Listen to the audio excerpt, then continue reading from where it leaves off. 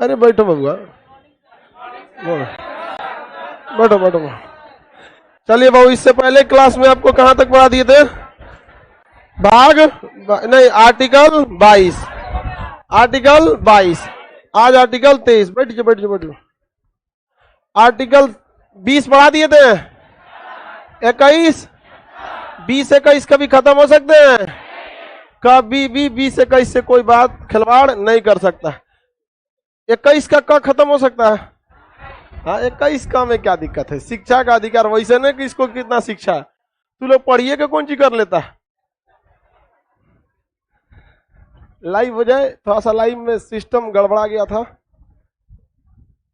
Live में ना हमेशा कुछ ना कुछ उखड़ले रहता है।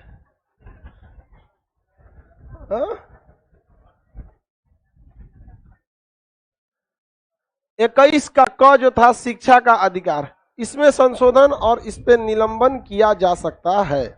ये हम पढ़ा दिए थे ना। बताइए, 22 पढ़ा दिए थे, गिरफ्तारी से संरक्षण। इसमें दोनों तरह के प्रावधान हम आपको बता दिए, अपराध के बाद और अपराध से पहले, दोनों बता दिए थे। 23 बता दिए थे, यानी आज 23 पढ़ाना था। हाँ, चलिए 23 पढ़ा देते हैं भाई। हाँ बबुआ,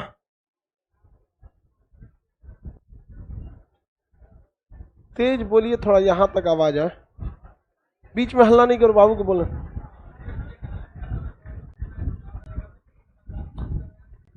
यूएपीए के समय चुनाव रहेगा तो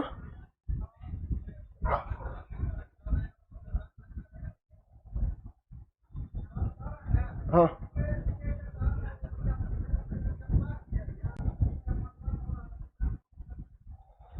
नहीं बैठिए। कोई व्यक्ति जेल में रहता है तो उसको वोट डालने का अधिकार नहीं है। सुनिए, चाहे यूएपीए हो चाहे कुछ भी हो, उसे वोट डालने का अधिकार नहीं है। लेकिन यदि उसको 2 साल से ज्यादा की सजा हो गई है और तब जेल में है, तो उसको चुनाव लड़ने की भी आजादी नहीं है। पहले क्या था, जेल के अंदर से आप वोट नहीं डाल सकते थे, लेकिन चुनाव लड़ सकते। लेकिन अभी क्या कहता है कि अगर आपके खिलाफ मुकदमा चल रहा है और अगर फैसला नहीं आया है, तो आप क्या कर सकते हैं? चुनाव लड़ सकते हैं, भले आप कहाँ हैं? जेल में। तो उनको सजा हुआ है अनंत सिंह को, मुकदमा चल रहा है अभी। अरे अनंत सिंह की बात कर रहे हैं हम, सजा हुआ है। तो फिर कौन दुनिया में रहता है? लोग खाली नाम सुन ले अनंत सिंह, सजा कहाँ हुआ है? अभी यूएपीए के तहत मुकदमा चल रहा है। तो सजा जब तक नहीं होगा, आर्टिकल 20 क्या कहता है, 21 20 इस सब के बारे में, 20 में जब तक उसको अपराध घोषित न किया जाए तब तक आप अपराधी नहीं कर सकते।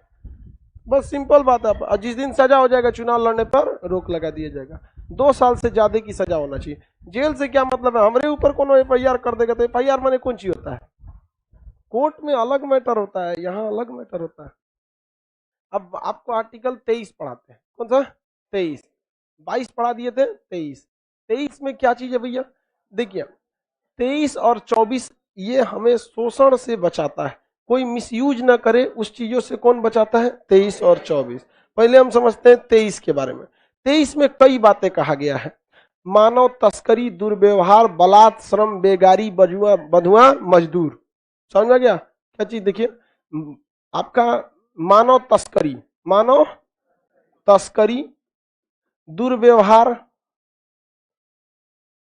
कैसे लिखाएगा जी? एगोरा छूट गया है, दुर्व्यवहार नहीं है।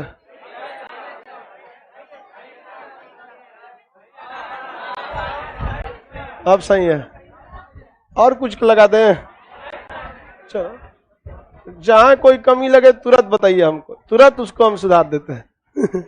और आप लोग को कोई कमी लग रहा है, जहां लगे बताइए, अब नीचे दे देते हैं 2-4। मानव तस्करी, दुर्व्यवहार, बलात् श्रम, बेगारी, बधुआ मजदूर,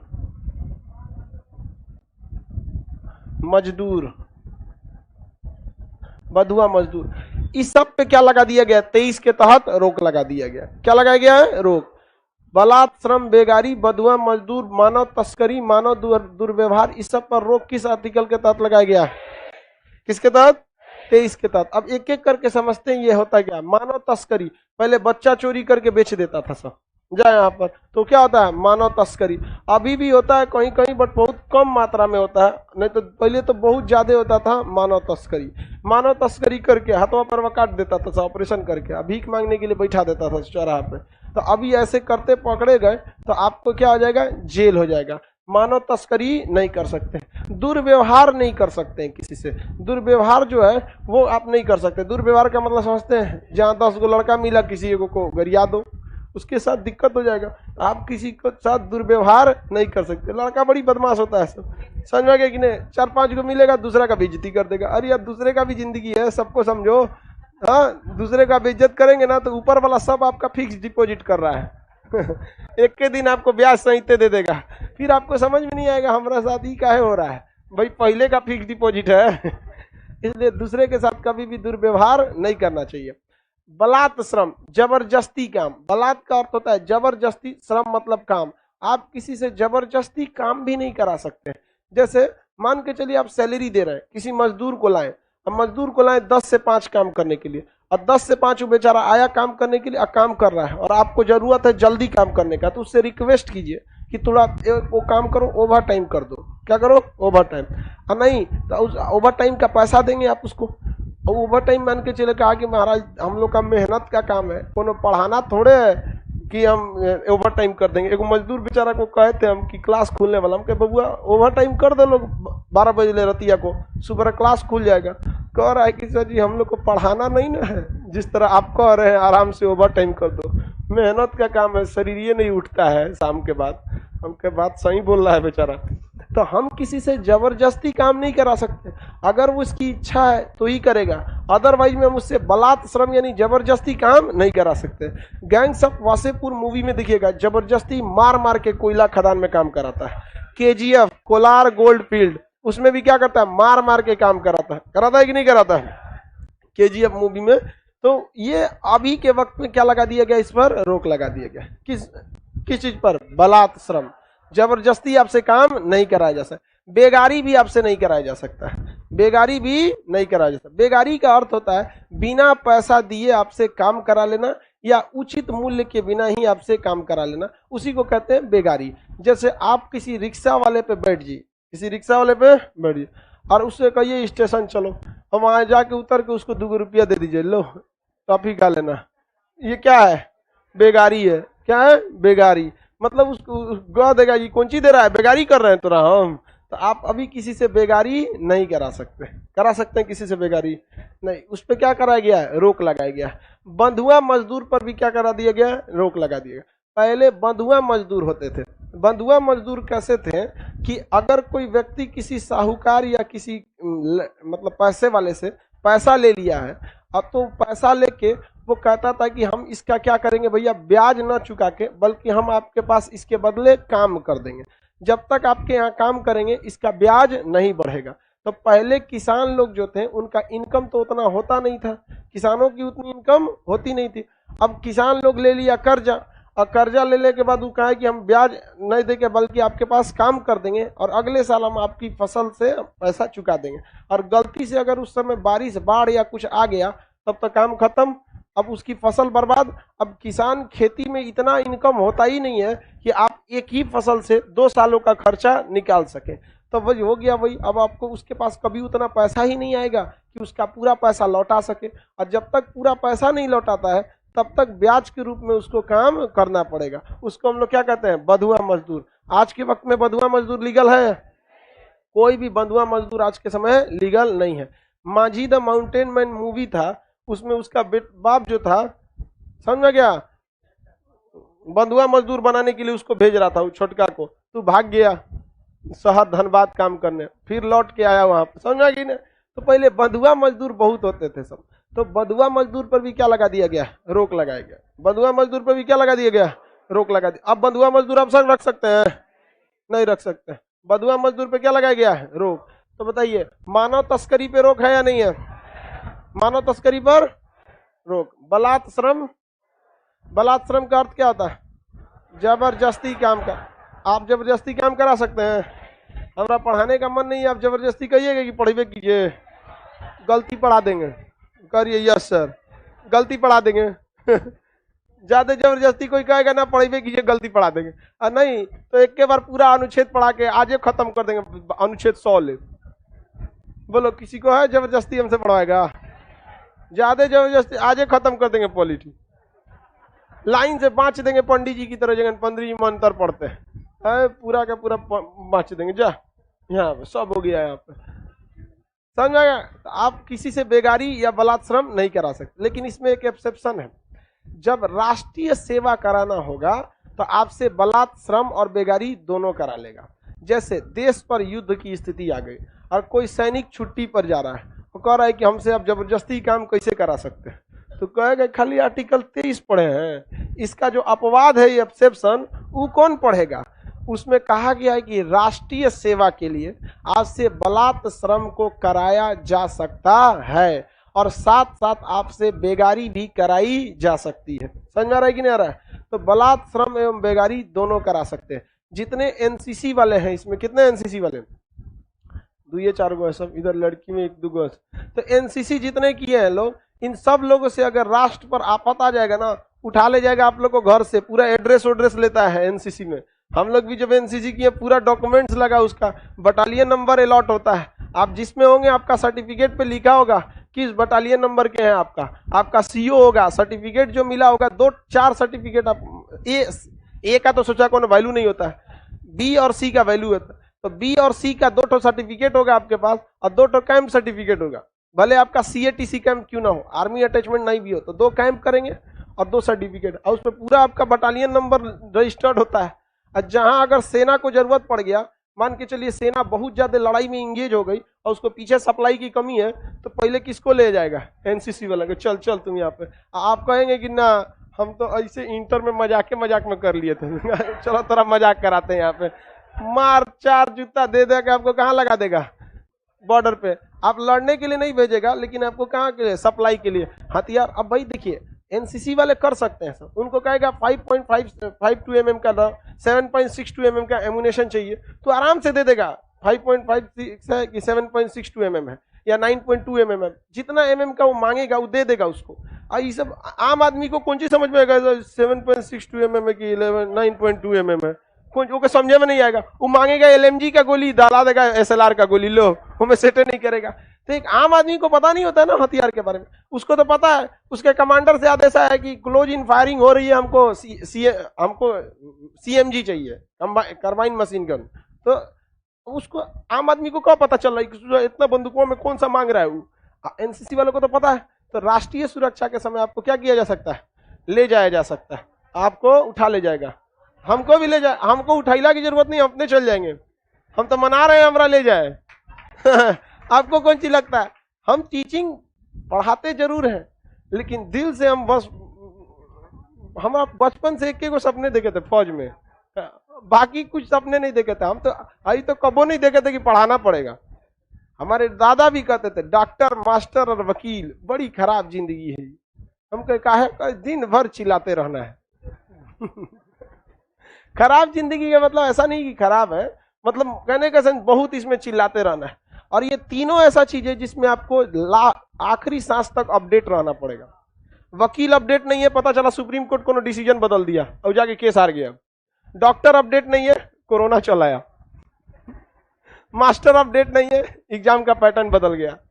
देख रहे हैं CET ले आ रहा है, इस सब में अपडेट रहना पड़ता है। तो हमको कोई जरूरत है, हम तो मना रहे हैं कईयों मार होके हम चलते हैं यहाँ पे, हमको ट्रेनिंगों की जरूरत नहीं है, सब जानते हैं मार देगा आदमी सब। वैसे भी जो लोग आर्मी अटैचमेंट कैंप करते हैं उनको पूरा का पूरा आपको क्या मिलता है? क्या जी?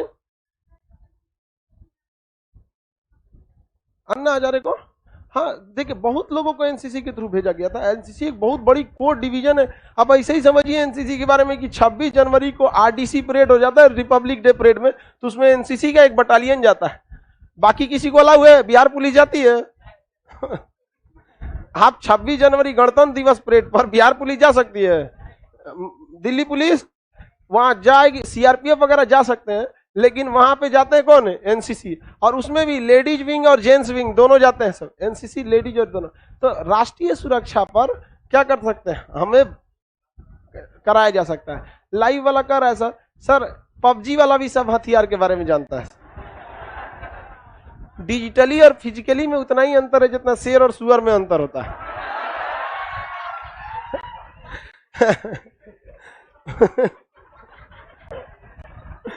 वो में उसका बंदूक एक हाथ से उठता नहीं है। फर्स्ट टाइम हम जब एसएलआर उठाने गए थे ना, तो हम लोग के सुनील राजपूत हम लोग के वो थे, मतलब सूबेदार मेजर, वो कहते कि ये खान हथियार दो, तो वो हमको लगा सोच रहा एक हाथ से उठिए जाएगा, वो हम एक हाथ से उठाने गए, समझ में आ गया सोच रहा ना उठ, तो दिखने में ऐसा लगता है 2 घंटा हथियार डाल देगा ना तो यहाँ दर्द हो जाएगा, आपको लेके चलने में बहुत टफ हो जाता है वहाँ। तो इसमें कहा गया है कि बलात्, श्रम एवं बेगारी नहीं कर सकते हैं, लेकिन राष्ट्रीय सुरक्षा के मैटर पर आपसे बलात्, श्रम और बेगारी कराई जा सकती। बलात्, श्रम और बेगारी को क्या कराया जा सकता है। किसी को कोई दिक्कत है? चलिए आगे बढ़े। आर्टिकल कितना में इसकी चर्चा? आर्टिकल 23। अब आर्टिकल किसकी बात करते हैं? 24। ये कहा गया है बाल श्रम को रोका गया है। किसको रोका गया है? बाल श्रम नियोजन। नियोजन मतलब क्या होता है? नौकरी। नियोजन मतलब नौकरी, श्रम मतलब मजदूरी वाली नौकरी, बाल मतलब बच्चों को। बच्चों को ऐसी नौकरी में डाल ही नहीं सकते जिसमें बहुत ज्यादा मेहनत है। तो इसमें कहा गया है कि 14 वर्ष से कम आयु के बच्चों को आप कारखाने खतरनाक काम में नहीं लगा। हाँ अरे बाबू, आपने मटेरियल में 24 लिख दिया तो 14 लिख दीजिए। मटेरियल में 24 लिख दिया तो आप क्या लिख दीजिए? 14 लिख दीजिए। मटेरियल में क्या लिख दिया है? 24, तो आप क्या लिख देंगे? 14। 14 वर्ष से कम आयु होनी चाहिए। कितने से होनी चाहिए? 14 वर्ष से। 24 वर्ष में बच्चा रहेगा लोग। 24 वर्ष, तुम लोग में 24 साल एवरेज लगभग सबका 24 हो गया होगा। 24 नहीं, मतलब 24 से ऊपर बहुत कमे होगा सब। 20 से 24 के बीच के राउंड फिगर 20, 21 यही सब होगा। 2-4 गो होगा, जैसे बच्चा उच्चा सब बकलुआ है, ये सब का कम है। कौन 15 है? और 15 है? 15 बच्चल है तोरा में। कर आएगी हम 15 साल के हैं। तो 14 साल से कम आयु के बच्चों को खतरनाक काम में नहीं लगा सकते। 24 साल तो बहुत बड़ा चीज हो जाता है यार। 24 साल में इंसान को अपने हाथ पैर पे खड़ा हो जाना चाहिए किसी भी तरह से, मेहनत करके। समझ में गया? हम लोग जब छोटे थे तो हम लोग के सर एक ही चीज सिखाए थे। हम लोग मतलब बहुत अलग अलग टीचर लोग अलग अलग कुछ सिखा के जाते थे, तो कुछ कुछ बातें दिल पे लग जाती थी। तो बोले कि अमेरिका आगे नहीं है बाबू, अमेरिका के लोग आगे हैं। वहां का जो बच्चा होता है, वहां के गार्जियन क्लास 7 के बाद माँ बाप पैसा नहीं देते हैं बच्चों को, खुद से अर्न करके कर लेता है। तो हम लोग भी सोचे लोग कि भाई 7 के बाद तो हम लोग कुछ ना कर पाएंगे। क्लास 7 के बाद यहाँ करेगा कौन सी आदमी? चोरी उरी करना पड़ेगा। क्लास 7 का लड़का क्या कर लेगा? कुछ नहीं। तो हम लोग सोचे थे ना कि मैट्रिक के बाद हम लोग भी अपने पैर पर खड़े हो जाएंगे। 3-4 आदमी प्लान बनाए। उस समय एक तो पता किया हम लोग में, लड़का था पवन नाम का, कि एक बहुत बेहतरीन जॉब है, मैट्रिक के बाद मिल जाता है। और उस समय हम लोग 6 में पढ़ते थे। अकार रेलवे में जॉब है, वो ग्रुप डी नाम है उसका।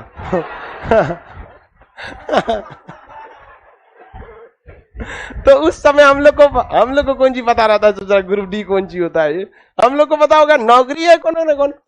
ग्रुप डी और गैंगमैन एगो आता था पहले ट्रैक में, पहले ना ऑटोमेटिक सिस्टम नहीं था ना, तो ट्रैकवा को पलटने के लिए गैंगमैन की ड्यूटी लगती थी। ग्रुप डीओ से नीचे था। तो एक और आया, कहा कि भाई एक और पता चल गई लो गैंगमैन के, अभी से तैयारी करते हैं लोग, मैट्रिक बाद तो गैंगमैन की नौकरी ले लेना है हम लोग। बाद में पता चला तो अजीबे नौकरी है, लेकिन तैयारी आदमी उसी समय से लगा दिया था। समझ में नहीं था वो अलग बात है। तो 24-25 साल जो आप बोल रहे हैं मटेरियल में लिखा है, वो गलती से लिख दिया है। 24 साल बहुत ज्यादा हो जाता है, बहुत एनफ हो गया हो। 24 के बाद जा रहे हैं तो बहुत दिक्कत है आपके लिए। कितना का 24 हिल गया? नहीं बता रहा है, सब डरे। लड़की सबका तो कबैनो नहीं हिलेगा। वो वेंटिलेटर पे रहेगी, बुढ़ा के कितना हो रहा है? तो 23-24।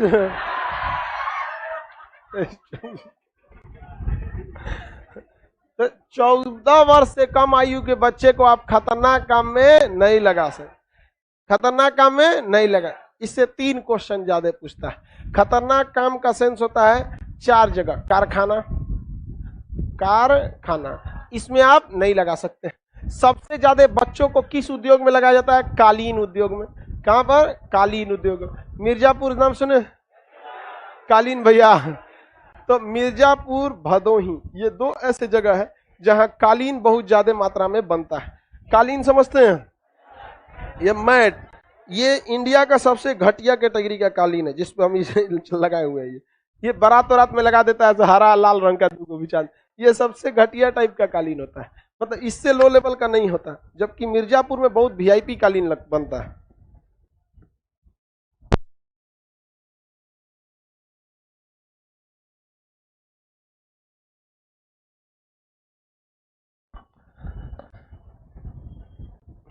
सर मेरा उम्र 29 हो गया है। जा जा बबुआ, खत्म हो गई लो।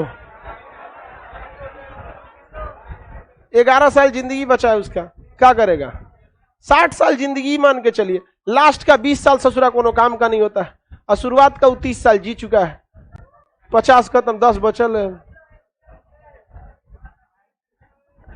कालीन जिंदगी बहुत सिंपल है जी, लास्ट का 20 कोनो काम का नहीं रहता। कालीन उद्योग में सबसे ज्यादा किसे लगाया जाता है? बच्चे को, सबसे ज्यादा इस पे। तो सरकार इस पर रोक लगाई थी कि हर कालीन उद्योग पे इस चीज का क्या किया जाएगा? ध्यान दिया जा सके। आगे देखते हैं। आप किसी भी खदान में, खदान मतलब कोयला का खदान, भारत में खदान में सबसे ज्यादा कौन सा है? कोयला। तो कोयला के खदान में आप बच्चों को नहीं लगा सकते। इसके अलावे पटाखा उद्योग, कौन सा? पटाखा उद्योग। तमिलनाडु का जो शिवपुरी है, जगह का नाम क्या है? शिवपुरी। तमिलनाडु का जगह शिवपुरी। शिवपुरी में पटाखा उद्योग सबसे ज्यादा फेमस है। शिवपुरी में कौन सा उद्योग फेमस है? पटाखा उद्योग। इंडिया में सबसे ज्यादा पटाखा कहाँ बनते हैं? शिवपुरी। और हर साल कोनो ना कोनो पटाखा के गोदाम में एगो पटाखा भड़केगा, पूरा गोदाम उड़ा देगा वहां पर। अक्सर देखिएगा, अब ये बारूद वाला चीज है, उसमें तो थोड़ा भी लापरवाही होगी तो बर्बादे कर देगा। तो छोटे बच्चों को क्या आप खतरनाक काम में लगा सकते हैं? बलात् श्रम 23 में, बलात् श्रम 14 से कम आयु के बच्चे 14 वर्ष से कम 14 वर्ष से कम आयु 24 में। समझ में आ गया कि नहीं? कितना सिंपल है, याद रखना। माचिस पटाखा दोनों एक में चलाता है, दोनों तो बारूदे एक टाइप का। माचिस भी तो क्या है? बारूदे है। तनी सा लगाता है, ज्यादा लगा देगा वो भी क्या हो जाएगा? बारूद हो जाएगा। कैटेगरी समझिए इसी में। हाँ, ये पटाखा उद्योग को बैन लगाया गया शिवपुरी में, बच्चों को नहीं लगाया गया, बच्चों को इस काम में नहीं लगा सकते। समझ में आ रहा है कि नहीं आ रहा है? बताइए। कारखानों में क्या हम छोटे बच्चों को लगा सकते हैं? खदानों में सबसे ज्यादा छोटे बच्चे किस उद्योग में है? कालीन उद्योग। उत्तर प्रदेश का मिर्जापुर और भदोही 2 जगह, मिर्जापुर भदोही ये सब जगह। हालांकि मिर्जापुर फेमस है, भदोही फेमस नहीं है। वहाँ कालीन ज्यादा बनता है। मोदी जी को देखिएगा ना, जहाँ भाषण देते हैं नीचे जमीन नहीं दिखेगा आपको, बड़का मोटा साइज का क्या बिछा रहता है? कालीन। एक कालीन है 5-5 लाख का आता है, 5-5 लाख का कालीन आएगा। बहुत महंगा महंगा कालीन होते हैं सब। समझ में गया? यहाँ 5 लाख में घर बन जाएगा, वहाँ कालीन बिछा रहा है। ये हो गया आपका कौन सा? 24 में। आर्टिकल कितना में? 24। ये 24, 23 और 24 जो है ये शोषण से बचाता है। किससे बचाता है? शोषण। तो हम ये कह सकते हैं कि शोषण के विरुद्ध हमें कितने अधिकार दिए गए? 23 और 24। शोषण के विरुद्ध कितने अधिकार? कौन कौन? 23 और 24। शोषण के विरुद्ध अधिकार 23 और 24। 23 और 24 याद रहेगा ना? किसी को कोई दिक्कत नहीं है? शोषण के विरुद्ध अधिकार 23 और 24। 23 में क्या है? बलात् श्रम बेगारी, मानव तस्करी दुर्व्यवहार, मानव तस्करी और दुर्व्यवहार। किसी को कोई दिक्कत नहीं है? आप किसी बच्चा लड़का लड़की को पहले छोटे पे से उठा के बेच देता था, अभी क्या तस्करी अलाउ है? नहीं। तस्करी करते पकड़ा गए, बहुत ज्यादा जेल हो जाएगा आपको। ये सब चीजें नहीं करते। खतरनाक काम में बच्चों को लगा सकते हैं किस आर्टिकल के तहत? किसके तहत? 24 के तहत। सबसे ज्यादा बच्चे किस उद्योग में लगे? कालीन उद्योग में। अब आपने आर्टिकल कितना आएगा? 25। आर्टिकल 25 अंतःकरण की स्वतंत्रता। किसकी? अंतःकरण की स्वतंत्रता। अंतःकरण की स्वतंत्रता। किसकी स्वतंत्रता? अंतःकरण। कॉन्साइंस, इसे क्या कहते हैं? कॉन्साइंस, अंतःकरण की स्वतंत्रता। यहाँ धार्मिक स्वतंत्रता की बात नहीं कहा है, किसकी बात कहा है? अंतःकरण की स्वतंत्रता। अतः आप किसी भी प्रकार के रीति को, रिवाज को फॉलो कर सकते हैं, अपने धर्म का प्रचार कर सकते हैं। धर्म का क्या कर सकते हैं? प्रचार कर सकते हैं, धर्म का प्रचार कर सकते हैं। उसके किसी भी रीति को आप क्या कर सकते हैं? फॉलो कर सकते हैं। किसी भी रीति को क्या कर सकते हैं? फॉलो कर सकते हैं। बताइए, धर्म प्रचार पर क्या रोक लगाया गया है? धर्म प्रचार पर रोक नहीं लगाया गया। लेकिन अगर सरकारी धन से कोई चीज है तो उस पर धर्म प्रचार नहीं कर सकते। या हम धर्म प्रचार कर सकते हैं कि नहीं? कर सकते हैं। यहाँ सरकार कौन सी देती है? सरकार हमरा से लेके जाती है हर महीने जीएसटी, हर साल इनकम टैक्स, जब किसी को पेमेंट देते हैं टीडीएस, हमरे से सरकार लेके जा रही है। बुखार लग जाएगा तो 1 रुपये का हजमोला देने नहीं आएगी।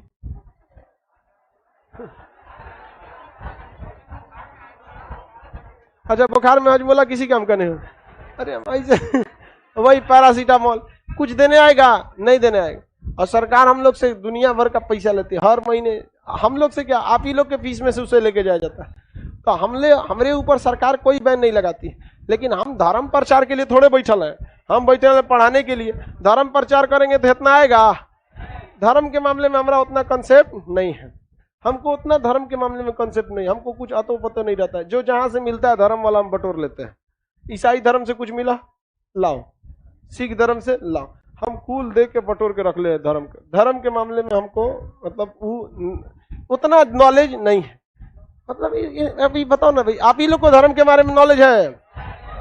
आप करेंगे कौन सी धर्म के बारे में ना? हमें एक उम्मीद थे पंडित जी, वो हमको लेके चल जाते थे। दुर्गा पूजा जब होता था ना तो मार पूजा पाठ में कराते, अरे बैठिए यहीं पे, हम बैठ जाते थे, क्या कर रहे हैं, और क्या क्या करते रहते थे उसको सुन लेते रहता था आदमी। अभी देखिएगा ना, अभी आप लोग को तो एगो अभी दुर्गा आरती होते रहता है, याद रहता है कि नहीं आप लोग को? कौन सी है ये बता तो? दुर्गा आरती याद है? नहीं याद होगा। लड़की सब में बता जो पूजा पाठ करती है सब किसी को याद है? बढ़िया बात है, पढ़ते रहिए। एक तो ये सबसे बड़ा रहता है दुर्गा जी के, उसमें आई गिरी नंदिनी, याद है? हाँ, अरे वो बहुत टफ है। आई गिरी नंदिनी नंदित मेदिनी विश्व विनोदिनी नंदनुते गिरिवर विंध्य शिरोधिनी वासिनी विष्णु विलासिनी जिष्णुनुते भगवती हे सिद्धि कंठ कुटुंबनी भूरी कुटुंबनी भूरी कृते जय जय हे महिषासुर मर्दिनी रम्य कपर्दिनी शैल सुदे। पूरा सुन। सुरवर वर्षिनी दुर्धर धर्षिनी दुर्मुख मर्षिनी घोषरते। ये पूरा का पूरा बहुत लंबा होता है यहाँ पर। अभी बताओ, इसमें हम लोग को धार्मिक स्वतंत्रता का अधिकार के तहत हम धर्म का प्रचार नहीं कर सकते। लेकिन ये क्या कह रहा है? अंतःकरण की स्वतंत्रता। किसकी स्वतंत्रता दे रहा? अंतःकरण।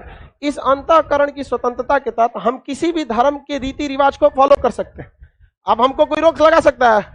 हम पूरा पढ़ देंगे, हमारा कोई नहीं रोक सकता है। किस चीज के लिए? अंतःकरण की स्वतंत्रता। अब हमको आधा पढ़ना है, हम आधे पढ़ेंगे। हमको मन करता है कि हम नमाज पढ़ने का, नमाज पढ़ सकते हैं, लेकिन व्यक्तिगत रहना चाहिए। कैसा रहना चाहिए? आपको धार्मिक स्वतंत्रता नहीं बोलता है, वो क्या बोल रहा है भैया? अंतःकरण की स्वतंत्रता। किस चीज की स्वतंत्रता? अंतःकरण की स्वतंत्रता बात किया। किसी को कोई दिक्कत है?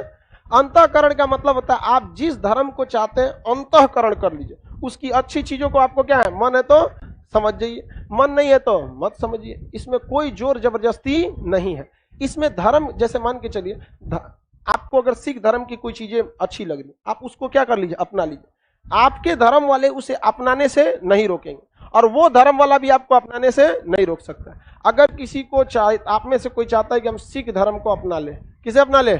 सिख धर्म को अपना ले, तो क्या आपके धर्म, जिस धर्म को आप मान रहे हैं, वो धर्म आपको रोक सकता है? या सिख धर्म बोल सकता है कि हमारा पेटेंट है, हमारा कॉपीराइट है, तुम नहीं अपनाओ? नहीं अपना सकते। कोई आपका मन इस्लाम धर्म अपनाइए, आपका मन हिंदू धर्म अपनाइए, आपको क्या है? अंतःकरण की स्वतंत्रता, कॉन्साइनमेंट है। मतलब आप, संविधान क्या कहता है? वो ये कहना चाहता है कि आप ज्यादातर धर्म को फॉलो कीजिए, उसकी अच्छी चीजों को, न कि उसका ब्रांड एम्बेसडर बन जाइए ना हम हिंदू हैं यहाँ पर। अरे भाई दिल से रहो ना, तुम कुछ भी रहो यहाँ पर। अब नाम रहेगा हिंदू की तरह, काम हम कुछ आते पते नहीं, उल्टा सीधा, तो क्या हिंदू कहला जाएगा? वैसे नाम से मतलब नहीं। तो संविधान क्या कहता है? अंतःकरण की स्वतंत्रता। किसकी स्वतंत्रता? अंतःकरण की स्वतंत्रता। किसी को कोई दिक्कत नहीं है? अंतःकरण की स्वतंत्रता का मतलब समझ आ गया? आप में किसी को नमाज पढ़ने का है और आप मुसलमान नहीं है तो आप पढ़ सकते हैं कि नहीं? क्या कोई मुस्लिम आपको रोक सकता है? या आप अगर किसी दूसरे धर्म के हैं तो रोक सकता है? नहीं। लेकिन उसके रीतियों को आपको फॉलो करना पड़ेगा, उसकी रीतियों को। अब मान के चलिए नमाज पढ़ना है तो नमाज का जो नियम कानून है पूरे बदन का कपड़ा पहन के, इन है कि हाफ पैंट पहन के चल जाए नमाज पढ़, तब वो रोक देगा वहां। तब क्या कर देगा? रोक देगा। वो आपको अंतःकरण से नहीं रोक सकता है, लेकिन जो उसके नियम कानून है उसको आप क्या कर सकते हैं? फॉलो कर सकते हैं। समझ में आ गया कि नहीं? अब आपको दुर्गा पूजा में जाना है या कुछ भी, तो आप क्या ले जा सकते हैं? थाली लेके जाइए, आरती कीजिए, लेजर लाइट लेके चल जाइएगा, तूर देगा धके वहीं पे सजा टॉर्च लेके आया है। आपको वो आरती करने से नहीं रोक सकते, आरती करने से नहीं रोक सकते। लेकिन अगर आप उसके रीतियों को फॉलो नहीं करेंगे तो उसके खिलाफ वो क्या कर सकता है? रोक सकता है। हमारा मन, हम आरती करना चाहते हैं, कोई रोक देगा? हमारा मन, हम जाके पगड़ी बांध के एकदम बढ़िया सिख वाले को सत श्री अकाल जाके पूजा पाठ कर लेंगे, कहां पर? गुरुद्वारा में। कोई रोकेगा? कोई नहीं रोक सकता है। किस चीज की स्वतंत्रता है? अंतःकरण की स्वतंत्रता। किसी को कोई दिक्कत नहीं है। हाँ, औरंगजेब की तरह नहीं। हाँ, औरंगजेब के समय अंतःकरण की स्वतंत्रता नहीं थी। तो आप बताइए, धार्मिक स्वतंत्रता है या अंतःकरण की स्वतंत्रता? अंतःकरण की स्वतंत्रता। किसी को उसके धर्म परिवर्तन के लिए आप दबाव बना सकते हैं, और अगर परिवर्तन करना चाहता है तो रोक सकते हैं? हाँ, कोई नहीं रोक सकता है। आज अगर हम चाहें कि ईसाई बनना तो हमें कोई रोक सकता है? ईसाई से हम सोचे कि ना जैन धर्म अपना ले, हाँ, रोक सकता है? नहीं। हमारा मन, हम दिगंबर रहे, श्वेतंबर रहे, कुछ भी रह सकते हैं। हमारा मन है, ये हमारी अंतःकरण की स्वतंत्रता है। बौद्ध धर्म अपनाना चाहे बौद्ध धर्म अपना सकते हैं। देखो, धर्म रियलिटी में क्या है, अगर आप अपना धर्म को साइड में रखिएगा तो धर्म एक परवरिश का नाम होता है कि आपका किस बैच में परवरिश हुआ है। जैसे अभी आपका पॉलिटी बैच चल रहा है, आप इतिहास थोड़े पढ़ रहे हैं, उसी तरह धर्म एक बैच का नाम है, किस परवरिश हुआ है। अगर कोई हिंदू आदमी है, उसका बच्चा पैदा हुआ और 6-7 महीने का बच्चा, 1 साल का बच्चा, अब उसको किसी मुसलमान के घर में दे दीजिए। अब बताइए 20 साल बाद अगर वो आएगा, जिसका ओरिजिनल बच्चा है, तो उसको क्या वो दुर्गा चालीसा पढ़ते मिलेगा? क्या मिलेगा? नमाज पढ़। कोई मुसलमान का लड़का है, उसे आप हिंदू के घर में दीजिएगा, 20 साल बाद वो नमाज पढ़ते मिलेगा, बजरंग बली का भक्त मिलेगा, मिलेगा कि नहीं? तो धर्म क्या है? एक परवरिश का नाम। आपका किस माहौल में परवरिश हुआ है, वही आपका क्या है? धर्म। वरना आप जिस धर्म को मान रहे हैं, ये धर्म आपको परवरिश और विरासत में मिली है, इससे ज्यादा कुछ नहीं। और बात तब होती ना, धर्म पे तब लड़ता आदमी जब आपको हर धर्म की शिक्षा दी जाती। ये सिख धर्म, जैन धर्म, बौद्ध धर्म, एकदम बेहतरीन शिक्षा सबकी। उसके बाद आप 18 साल के होते, आपको ऑप्शन दिया जाता, इनमें से अब आपको कौन सही लग रहा है अपनाइए। तब तो कंपटीशन टाइप का हो जाता। इसलिए ज्यादा धर्म के मामले पे मत लड़िए। आप जिस धर्म में हैं, अगर आप उस धर्म के परिवार में नहीं पैदा होकर रहते, तो आप जिस धर्म को गरिया रहे हैं, क्या पता उसी परिवार में पैदा हो गए रहते। अगर हमारा जन्म किसी ईसाई परिवार में हुआ रहता तो आज हम जॉन डिसूजा, क्या कहलाते? डिसूजा सर आए। नहीं समझ में आया? डिसूजा सर आए। तो मतलब ये समझो भाई, धर्म के नाम पे कभी मत लड़ना। इवन संविधान भी आपको क्या कर रहा है? कॉन्साइन कर रहा है। आप किसी धर्म को क्या कीजिए? दिल से फॉलो कीजिए। आगे देखते हैं, अंतःकरण की स्वतंत्रता किसमें? अंतःकरण 25 में। प्रचार कर सकते हैं धर्म का? सरकारी मंच पे? सरकारी मंच पे प्रचार नहीं कर। हम अपनी रीतियों को फॉलो कर सकते हैं? आराम से कर सकते हैं। हमें रीतियों को फॉलो करने से कोई नहीं रोक सकता है। हम अगर टोपी पहन के पढ़ाना चाहे नमाज वाला, कोई रोक सकता है? नहीं, क्योंकि वो धर्म की क्या है? रीति है। हमारा मन, हम इतना बड़ा चुरकी रख ले, अजगर सांप इतना, कोई रोक सकता है? कोई नहीं रोक सकता है। तलवार रखते हैं सीख लो, कृपाण बोलते हैं, उनके धर्म का हिस्सा है, कोई रोक सकते हैं? कोई नहीं रोक सकता है। महिलाओं को देखिएगा, छठ के समय में यहाँ से सिंदूर लगाती हैं, यहाँ से सिंदूर कोई रोक सकता है उन्हें? मुसलमान महिलाओं को बुर्का पहनने, हिजाब पहनने से कोई रोक सकता है? नहीं रोक सकता है, क्योंकि इसमें सीधा का है, अंतःकरण की स्वतंत्रता है। उसको आप इस चीज से नहीं रोक सकते हैं। किसी पंडित जी को चिरकी पहनने से रोक सकते हैं? मतलब चिरकी लगाने से रोक सकते हैं? नहीं। टीका लगाने से कभी नहीं रोक सकते हैं। ये सारा उसका क्या है? धार्मिक। हम दाढ़ी बनाएंगे तो रोक सकते हैं आप? हमारा मन, हम जमीन ले बढ़ा दें, वही से झाड़ेंगे इसे, कोई रोकेगा? कोई नहीं रोक सकता हमको। आप लोग बताइए, कोई रोक सकता है? कोई नहीं रोक सकता। आप लोग का मन, आप कुछ धर्म को फॉलो कीजिए, उस धर्म के हिसाब से चलते रहिए, कोई आपको नहीं रोक सकता। किसमें? 25। धर्म का प्रचार कोई रोक सकता है? लेकिन यहां आर्टिकल 13 आ जाएगा। क्या आ जाएगा? आर्टिकल 13। अगर आप अपने धर्म के प्रचार के चक्कर में दूसरे की धर्म की क्या करने लगेंगे? बुराई। दूसरे की धर्म की क्या करने लगेंगे? बुराई। तब आपको आर्टिकल 13 क्या कर देगा? लतिया दे। आपका धर्म अच्छा है, आप माइक पे चिल्लाते रहिए, लेकिन आपको यह अधिकार किसी ने नहीं दिया कि आप दूसरे धर्म को क्या कहिए? गलत है। और आप जिस धर्म को कहते हैं कि फलनिया धर्म गलत है, आप जरा सोचिए कि अगर आप उस धर्म में पैदा हुए रहते तो क्या कौन सा धर्म अपनाते? नहीं। तो धर्म की लड़ाई नहीं है बाबू, ये पढ़े लिखे हो तुम समझो, ये लड़ाई परवरिश की है, ये परवरिश की लड़ाई, इसलिए इसमें मत लड़ो, कोई फायदा नहीं होने वाला इससे। लेकिन धर्म, राजनीति और मोहब्बत, ये तीन ऐसी चीज है जिसके सर पे चढ़ गया उसको कुछ नहीं दिखता है, नहीं दिखता है। जो मोदी जी का भक्त है उसको महंगाई नहीं दिखेगी, नहीं दिखेगा उसको। जैसे लालू जी का भक्त है, इसको कुछ नहीं दिखेगा। जो जिसका भक्त, राजनीति में यही होता है, अब मोहब्बत में भी यही होता है। जिसको जो अच्छा लग गया उस ससुरा कहेगा ये दुनिया का सबसे, अरे ससुरा दुनिया देख ले तू, दुनिया का सबसे अच्छा। दुनिया देखवे नहीं किए, दुनिया का सबसे अच्छा। अरे कौन सी दुनिया देखा है तुम लोग? इंडिया से बाहर नहीं गया, बोलता है दुनिया का सबसे अच्छा। बिना पासपोर्ट के कहता है कि दुनिया का सबसे अच्छा है। तो ये बड़ी खराब, धर्म का नशा बड़ी खराब होता है। इस सब पे क्या लगा दिया है? रोक लगा दिया 25 के तहत। बोलो पतरू। अच्छा, देखिए सरकारी जगहों पर, सरकारी जगहों पर सुनिए ध्यान से, सरकारी जगहों पर आपको अगर जाना है तो आप पूरा का पूरा धार्मिक रूप से चल जाएंगे, ये भी गलत है। मान के चलिए कि हम सरकारी टीचर रहते हैं, ठीक है, और हम मार के त्रिफला टीका लगा लेते हैं, ऐसे ऐसे टीका, योगी आदित्यनाथ की तरह गेरुआ पहन के आप सभी लोग को कहते हैं, कोई गुड मॉर्निंग नहीं कहेगा, सब प्रणाम बोलेगा, ऐसे करें, तो ये भी उतना छूट भी सही नहीं है। धर्म घर के अंदर, और घर के बाहर निकलिए तो शिक्षा लेके निकलिए। जब आप धार्मिक जगह और घर में जाइए तो किसको लेके जाइए? धर्म को। शिक्षा ज्यादा जरूरी है। आगे बढ़े सर। नेपाल सर, भारत देखिए हम लोग कैसे भैया, अंतःकरण की स्वतंत्रता है। ये आर्टिकल किसमें है? 25 में। अच्छा, इसको हम हटा सकते हैं? बाई दी हटा देंगे तो आर्टिकल 13 कौन कूद जाएगा? Supreme court. कौन आ जाएगा? Supreme court. कहेगा साइड हटो बकलोल कहीं का, हटाता है यहाँ पे। ये हम रीति फॉलो कर सकते हैं कि नहीं? हमें धर्म प्रचार की स्वतंत्रता है कि नहीं? लेकिन अगर सरकारी पद पे बैठ जाएंगे तो नहीं है। सरकारी पद पर बैठे योगी आदित्यनाथ मुख्यमंत्री हैं, सरकारी पद पे बैठे, वो धर्म का प्रचार नहीं कर सकते। करते कहां कर देते हैं बकलोल कहीं का। उस हिसाब से तुम कहोगे ओवैसी धर्म का प्रचार करते हैं, टोपी पहने हैं, तो वो अपना धर्म का गेरुआ पहने हैं, टीका लगाए हैं। ओवैसी भी अपने धर्म का दाढ़ी रख के टोपी लगाए हैं, दोनों का हटवा दीजिए। ऐसा सेलेक्टिव नीति नहीं चलेगी यहाँ पर। वो कहते हैं कि इंशाअल्लाह हम जरूर चुनाव जीतेंगे इस बार, और बहुत ही अच्छे वोटों से जमहूरियत की सरकार आएगी इंशाअल्लाह। वो बोलते हैं जय श्री राम हम जीतेंगे। लो, अरे पिसा रहा है तुम लोग। हमको क्या मतलब है भगवान को लाने के लिए? भगवान चुनाव में काय लिए आएगा भाई?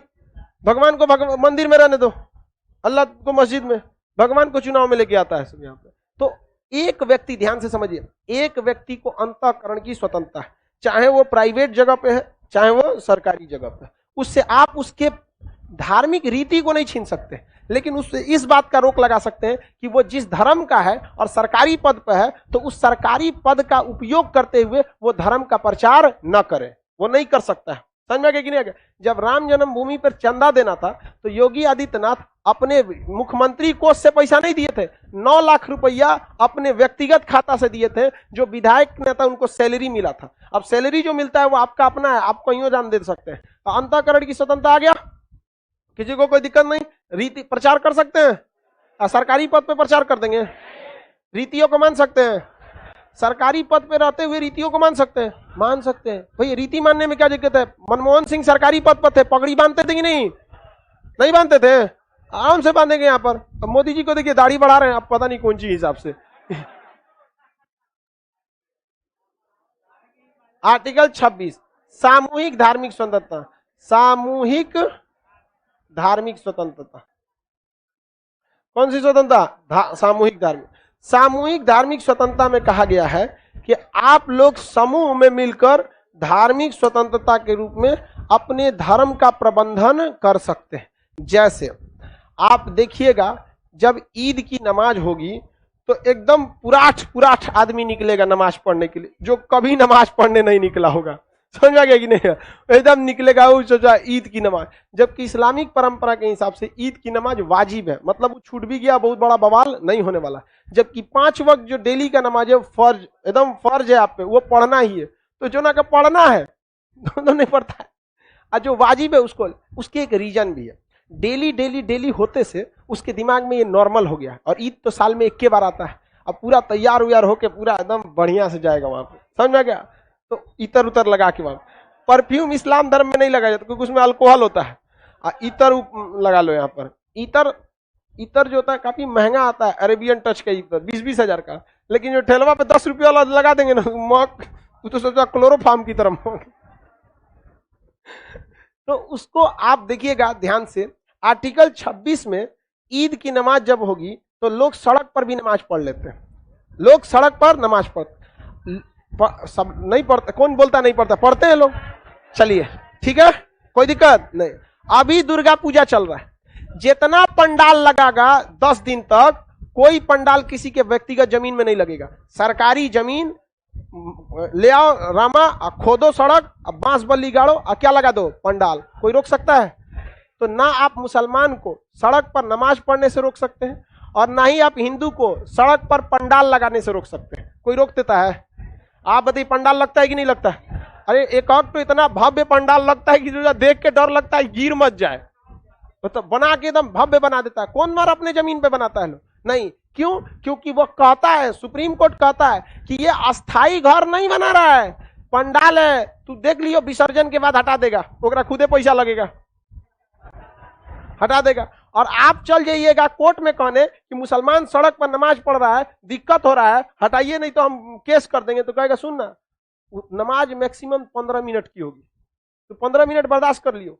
क्यों? क्योंकि सुप्रीम कोर्ट उसको प्यार से समझाएगा कि अगर तुम उसको नमाज पढ़ने से उठाएगा ना, तो सुप्रीम कोर्ट का डिसीजन एक अपने आप में अभिलेख बन जाता है। मेरे इसी डिसीजन के आधार पर वो अगले साल दुर्गा पूजा में आ जाएगा तोरा पंडाल हटाने के लिए। तो कहेगा ठीक कह रहे हैं महाराज, तो दोनों लोग में दिक्कत है ना। हम अपना व्यक्ति, कोई आप बताओ, दोनों को एक ही नियम से, सुप्रीम कोर्ट के आगे क्या मतलब बनता है? उसके पास तो पेपर पहुंचता है, इमोशन और धर्म भाड़ में गया सुप्रीम कोर्ट के लिए। तो आप बताइए, जो धार्मिक रूप से जो नमाज पढ़ रहे होते हैं सड़क के किनारे, उनको किस आर्टिकल के तहत स्वतंत्रता है?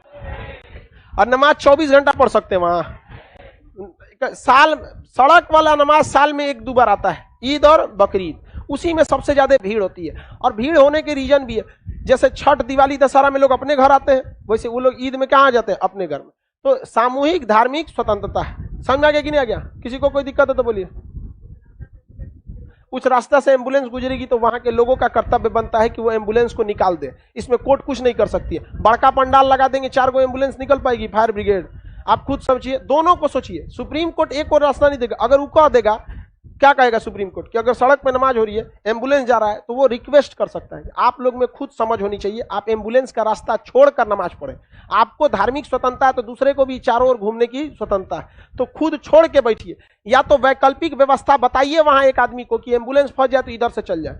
और अगर उसने रोक लगा दिया कि ना एम्बुलेंस के वजह से आप नमाज नहीं पढ़ सकते, तो याद रखिए बबुआ, अगला दिन, अगला साल उसी फैसले को आधार बनाकर सुप्रीम कोर्ट में एगो याचिका डाल कर देगा कि पंडाल के आगे जब दुर्गा आरती होता है ना, तो ट्रेन चल जाती है, पता नहीं चलता। याद रखिएगा, पंजाब में गुरदासपुर में एक जगह है, रावण दहन हो रहा था और ट्रेन पे पटरी पे लोग बैठ के रावण का दहला देते हैं। हाँ, मारो रावण को मारो। ट्रेन कचल के चली गई कि नहीं? लुधियाना में, पंजाब में, गुरदासपुर की लुधियाना में ऐसा जगह। समझ आ गया कि नहीं? सर, पंडाल तो सड़क के किनारे बनाया जा सकता है, एकदम बनाया जा सकता है। अरे यार, तुम सड़क के बीचों बीच कहां पंडाल बना सकते हो? सड़क पे बना। देख भाई, इसमें लॉजिक मत लगाइयो। तू सुप्रीम कोर्ट के हिसाब से सोच। ये कह रहा है कि सर पंडाल तो सड़क के किनारे होता है। हाँ? जितने बड़े साइज के होते हैं वो सब तो फील्ड में बनाए जाते हैं, सड़किया पे बड़ पंडाल बनेगा। तो आपको दोनों की स्वतंत्रता किसमें है? 26। आप खुद से सोच के देखिए, जब पटना में गुरु पर्व मनाया गया था, इतना भव्य मनाया गया था गुरु पर्व पटना में जिसका कोई हद नहीं। पटना साफ सुथरा हो गया था, एकदम बेहतरीन, जब सिख धर्म का गुरु पर्व मनाया गया था। आप कलकत्ता जाके देखिए, इतना भव्य दुर्गा पूजा होगा, कोई गली चौराहा नहीं छोड़ेगा कलकत्ता में जिसका पूरा भव्य सजा दिया जाएगा उसको। छठ पूजा देखिए कहाँ होगा, बिहार में, पूरा बेहतरीन सजा देगा। आप कहेंगे कि सर ये तो अभी आप बोल रहे हैं कि सरकार धर्म के मामले में हस्तक्षेप नहीं करेगी, तो सरकारी पैसा से सजाया क्यों जाता है? हुआ कि नहीं हुआ? तो भैया आप एक चीज देखो, दोनों में, भारत में इस एरिया में हिंदू मुस्लिम की संख्या ज्यादा रहती है, इसलिए एग्जाम्पल इसी पे हो जाता है। ईद की नमाज के दिन सरकार अपने पैसा से चूना छिड़कवाती है, देख लियो तू लोग, कोई नहीं देखे हैं? मुसलमान है कोई होता है कि नहीं होता? होता है। तो दोनों में सेम होता है कि नहीं? अलग बात है कि उन लोग का उतने भर होता है, काम ही उतना, सजावट वगैरह वाला है कि नहीं वहां पे? इस्लाम धर्म में वो तो सफाई पूरा होता है। क्या आप मस्जिद के पैसा से होता है?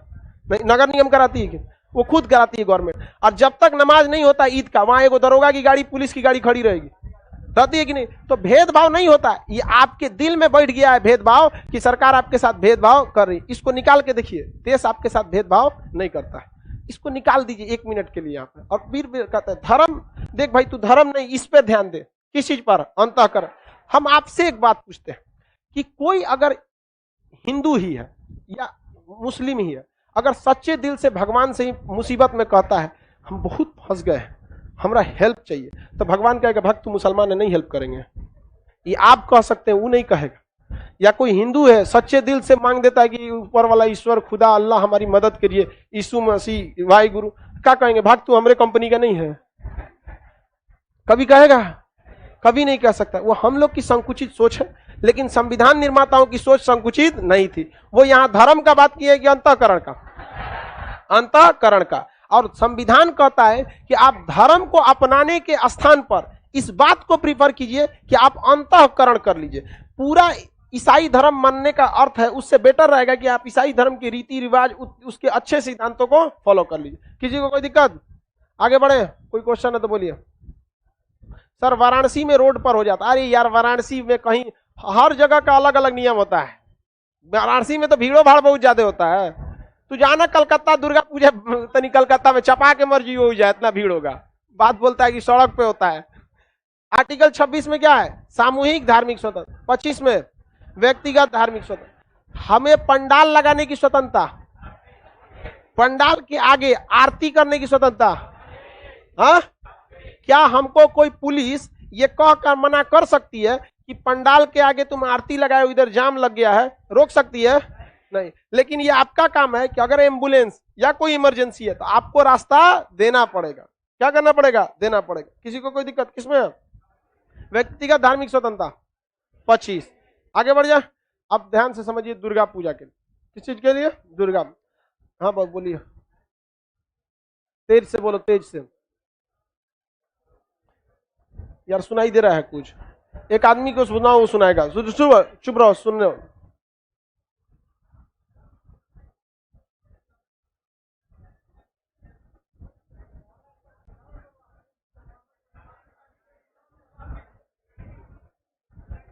झारखंड विधानसभा में नमाज पढ़ने के लिए एक अलग जगह दे दी गई।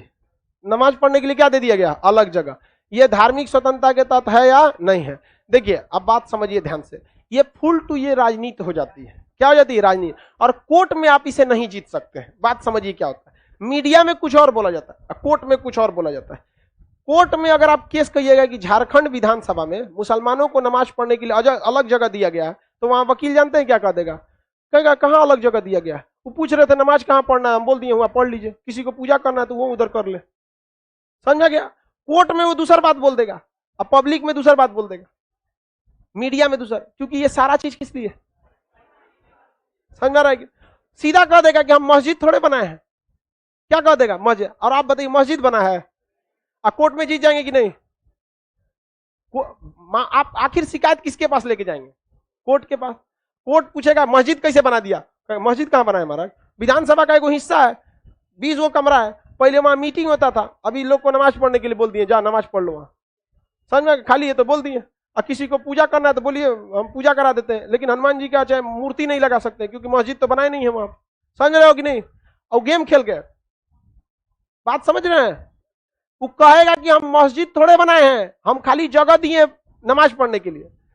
और कोर्ट कहेगा तब हिंदू को भी जगह दे दीजिए पूजा करने के लिए, तो कहते हाँ दे देंगे, वो कमरा में पूजा कर लीजिए, लेकिन मूर्ति उर्ति स्थापित मत कीजिएगा। समझ रहे हो? बहुत राजनीति होता है यहाँ पर। एक कह रहा है कि सर गांधी मैदान में नमाज पढ़ सकते हैं, होता है क्या? बात की है बाबू, तुम ध्यान से समझिए। तुम पटना आना, ईद की नमाज गांधी मैदान में होती है और पूरा भर के, और अभी आना रावण का दहन होगा उसी गांधी मैदान में होगा। यही इस देश की खूबसूरती है, जहां ईद की नमाज होगी वहीं पर रावण दहन भी हो जाता है। तुम लोग ये सब नहीं देख रहे, ये देश को बचा के रखियो भैया, तुम लोग आने वाला भविष्य इस देश का। समझ में आ गया कि नहीं आ गया? नेता होता के चक्कर में नहीं आना है वहां। आप समझ में आ गया? आपको किसी को दिक्कत? देखिए आपके हिसाब से वो सही है आपका सवाल कि विधानसभा में नमाज पढ़ने के लिए जगह दिया गया, लेकिन मस्जिद नहीं बनाई गई, तो वहां हिंदू धर्म के लिए पूजा करने का जगह दिया जाएगा, लेकिन मूर्ति स्थापित कर सकते हैं नहीं। अगर मूर्ति स्थापित कर देंगे तो क्या स्थापित कर देगा? मस्जिद। और आप लड़ते रहिए, समझे? लड़ते रहिए, चुनाव जीतते रहेंगे, आगे बढ़ते हैं। चलिए आगे का क्लास आप समझिए ध्यान से। सूचना दुर्गा पूजा के लिए सूचना आपको समझाते हैं। मंगलवार को क्लास खुलेगा ऑफलाइन 19 तारीख को। 19 काफी लंबा छुट्टी हो जाता है, जिसके कुछ रीजन भी है। आपको फ्राइडे पड़ जाता है 15 तारीख को, सैटरडे 16, 18 को संडे, 17 को संडे, और 18 को हो जाता है मंडे। तो 18 को बहुत कम, कई जगह विसर्जन है सुन रहे हैं उस दिन अगल बगल, तो सबको लेके भी चलना है। तो आपका क्लास कब खुलेगा बाबू? 19 को मंगलवार। आप सब लोग को शुभ दशहरा, आप अच्छे से दशहरा पूजा मनाइए। हाँ सुनिए ध्यान से, और आप लोग रावण दहन वन में ठीक ठाक से, क्योंकि एक बार दुर्घटना हो गया था, ध्यान से उल्टा सीधा नहीं। और जो जो अपना आई कार्ड, ऑनलाइन वालों का काम हो गया, अब ऑफलाइन वालों को सूचना देते हैं, निकलो।